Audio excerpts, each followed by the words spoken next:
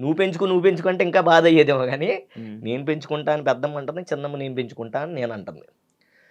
So, అబ్బా! ఏంటి ఇలాగా అది ఇది అని చెప్పేసి నేను ఇంకా ఏడుస్తున్నా. ఫుల్‌గా ఏడుస్తున్నాను.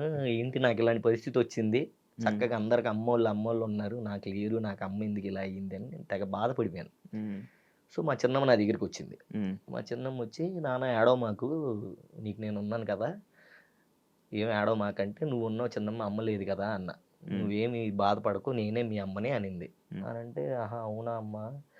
ఇంకా నువ్వే అమ్మో అన్నట్టు చెప్తారులే" అంటే, "అలా కాదు నాన్న. నిజంగా నువ్వే నా కొడుకువి. నేనే మీ అమ్మకి ఇచ్చేసాను నిన్ను" అనింది. ఆ సిట్యుయేషన్‌లో ఏది నమ్మాలి? అసలు ఎలా నమ్ముతావు?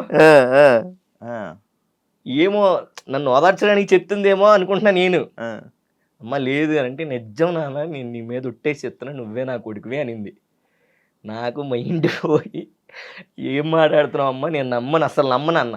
అప్పుడు బర్త్ సర్టిఫికేట్ తెచ్చింది. దాంట్లో నా ఇంటి పేరు వేరు. బండి అని ఉంటది దాంట్లో. దాంట్లో ఏంటంటే అమ్మోళ్ళ ఇంటి పేరు ఉంటది. మా చిన్నమ్మోళ్ళ ఇంటి పేరు ఉంటది.